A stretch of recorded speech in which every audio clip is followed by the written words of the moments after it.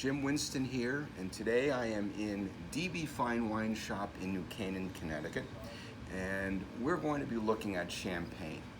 And I'd like to cover three misconceptions in champagne. One, that it's consumed cold. Two, that it is used only for major celebrations and toasts. And three, that the source for champagne is the famous houses and only the famous houses. And you know what they are. It's Veuve Clicquot, it's Moet Chandon, it's Mums, it's all those names that are so popular in the marketplace. And I'm going to deal with this first, the producers of champagne. Now these big houses, the Moets, the Veuves, they only produce 10% of their own fruit. There are 10,000 growers in Champagne, and they have to buy from everybody to feed the beast. But in addition to these large negociants, there are also growers, and they're called récoltants. And these growers produce the grapes, they make the wine, and everything from what's in the vineyard to what will be in your glass, they're controlling all that that is there to enjoy. So the hands-on and the personality is a creation not only of the winemaker, but the vineyards that they own. Think of it this way, it's the difference between craft cheese and an artisanal cheese. There's an amazing impact on being able to deal with a small producer. And here's something else.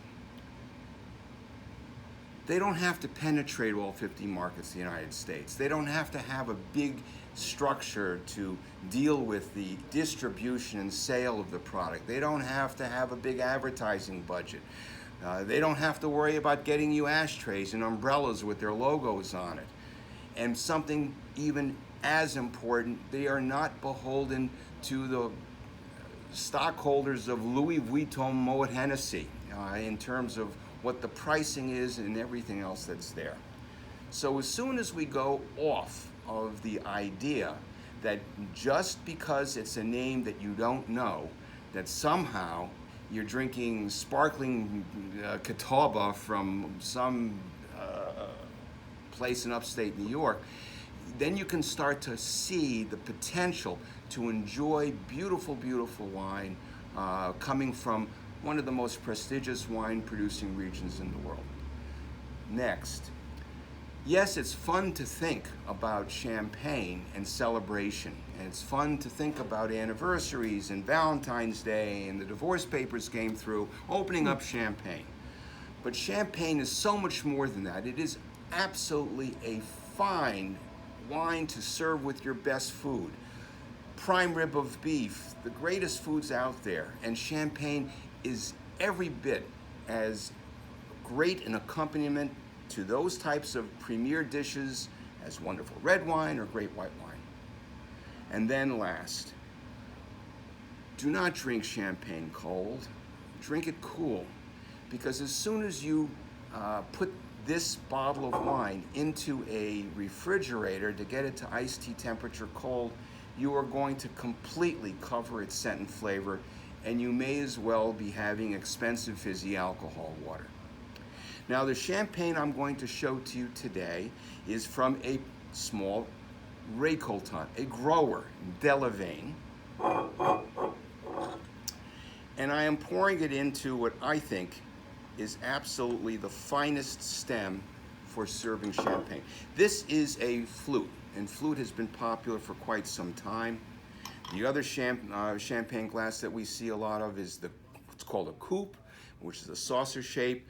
It's a type of glass in All About Eve, when you see they're in the 21 having champagne, and it's Betty Davis and the crew, they're drinking champagne out of that saucer glass. The trouble with that saucer glass is it dissipates bubbles too quickly. And when we have a glass like this, which is the flute, nice slender glass this way, it keeps the bubbles coming up, and it's also very, very low exposure to the air, so the bubbles are preserved. The trouble here is that it's slender all the way up. So if you want to be able to get to the scent of a wine, the tulip shape is by far the best. Now, this particular champagne is a Blanc de Blanc, meaning it's produced of all Chardonnay grapes, and it comes from Grand Cru vineyards. The vineyards of Champagne are rated just as they are in Burgundy. There's Grand Cru, Premier Cru, and then just straight Champagne vineyards. So when you're dealing with a grower, you are dealing with the consistency of the vineyards that they use. So let's see what this is like.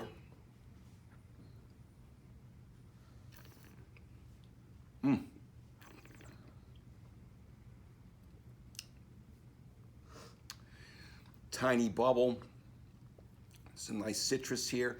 And how do I know all this? Where am I getting the citrus and a little bit of the biscuity pain grille aromas? It's because I can smell it because of the shape of this glass.